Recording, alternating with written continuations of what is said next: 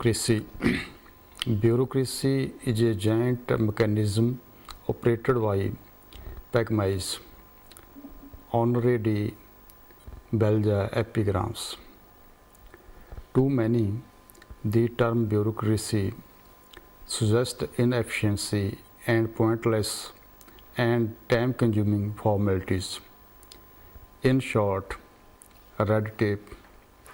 In the field of politics, bureaucracy refers to the administrative machinery of the state, that is, the massed ranks of civil servants and public officials who are charged with the execution of government business.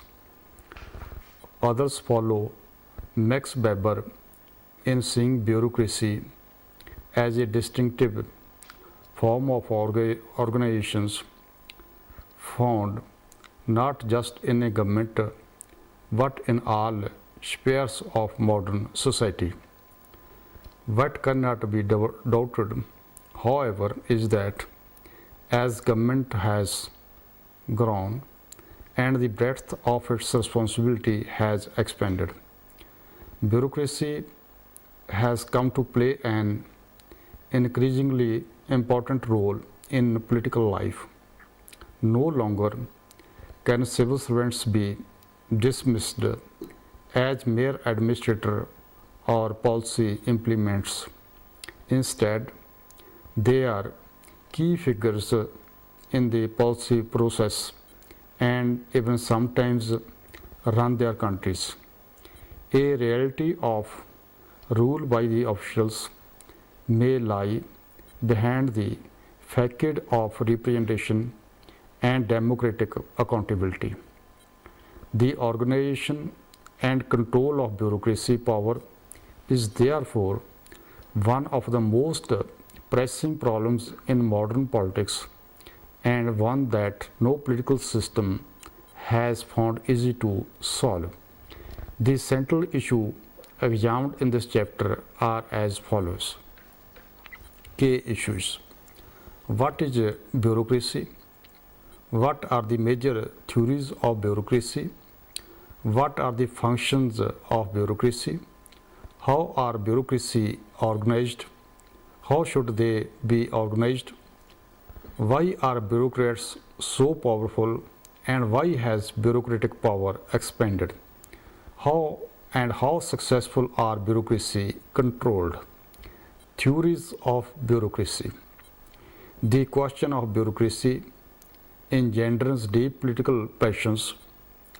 In the modern period, these have invariably been negative. Liberals criticize bureaucracy for its lack of openness and accountability. Socialists, particularists, Marxists condemn it as an instrument of class subordinations, and the New Right, for its part, portrays bureaucrats as self-serving and inherently inefficient.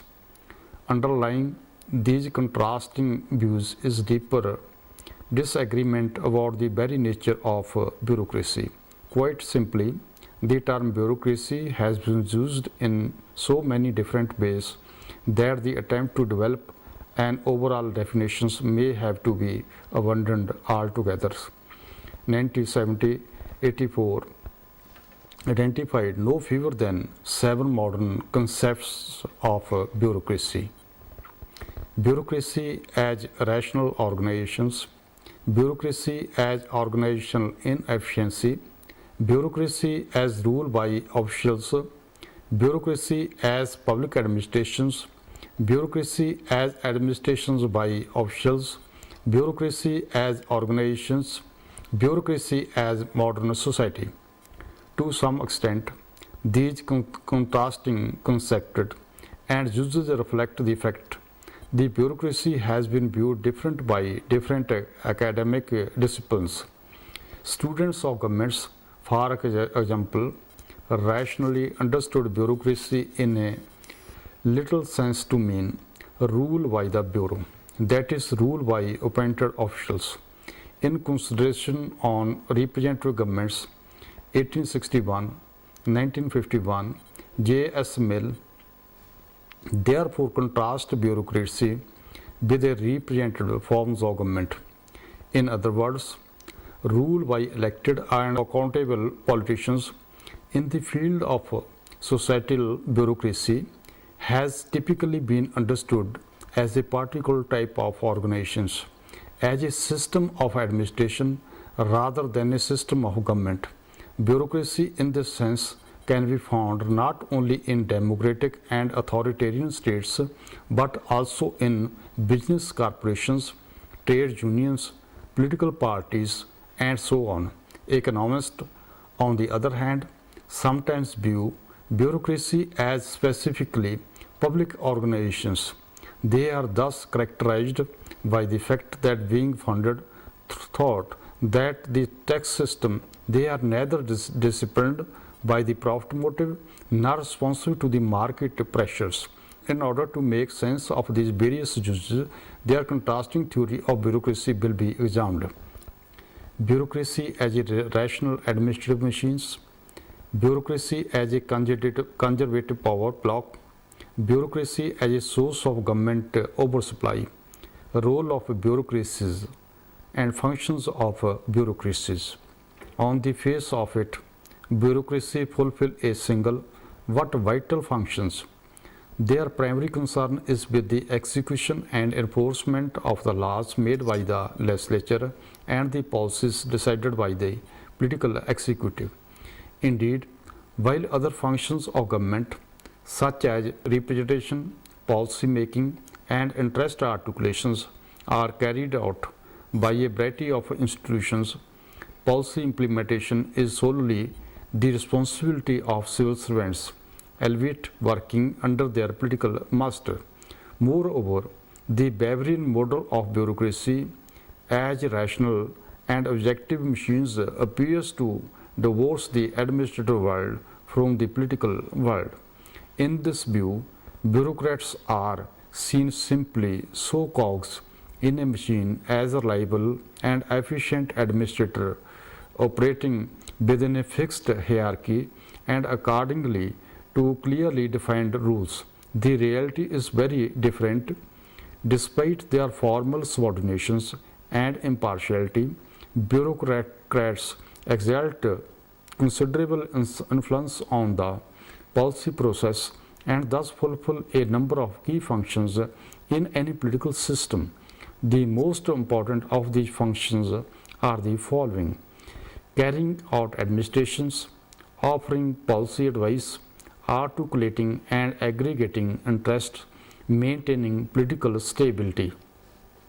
How can bureaucrats be controlled? The perceived need to control the bureaucracy reflects a wide range of concerns.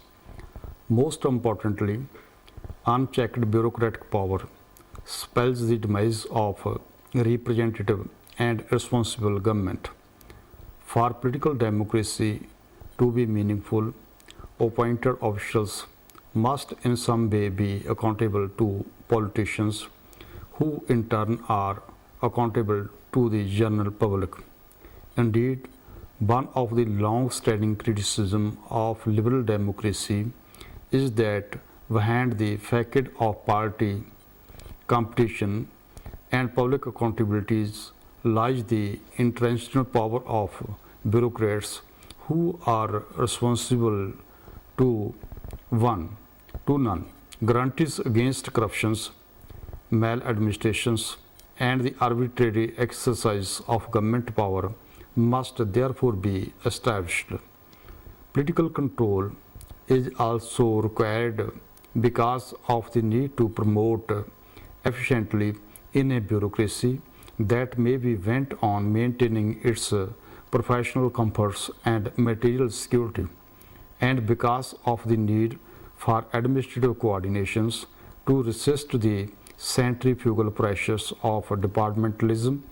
Bureaucrats themselves may argue that external control is unnecessary in view of the self-discipline imposed by the strict professional standards and deeply ingrained public service ethos, especially in permanent civil services like those found in Germany, France, India, and the UK.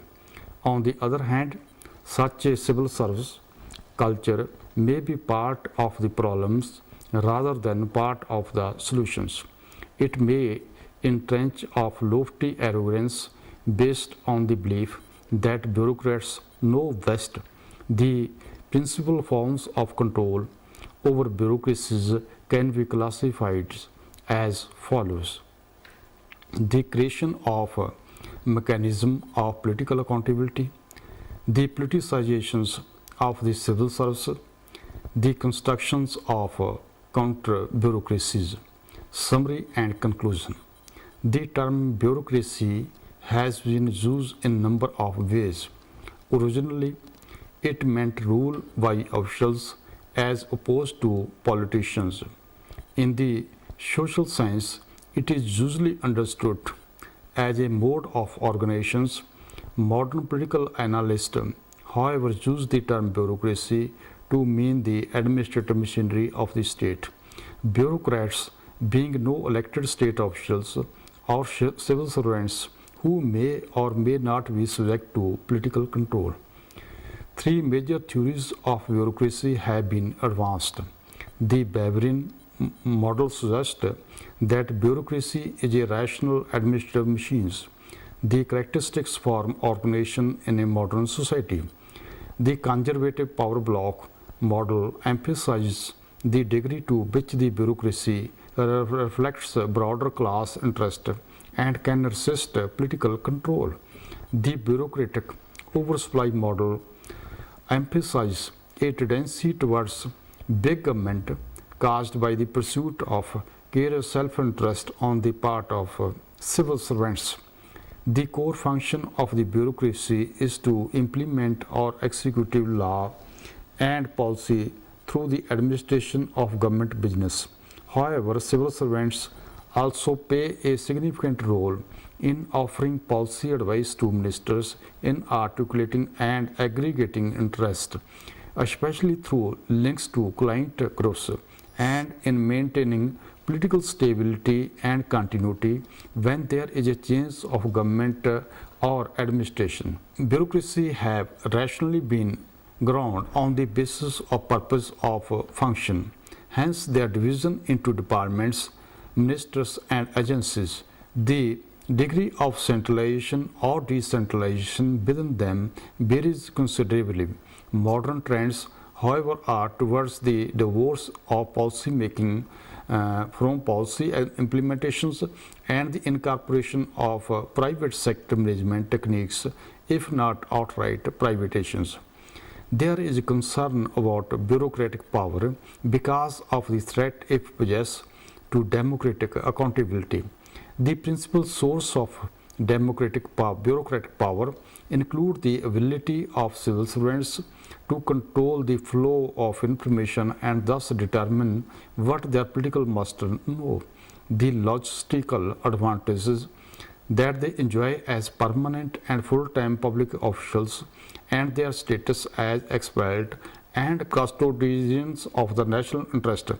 Control is exerted over bureaucracies in a number of ways.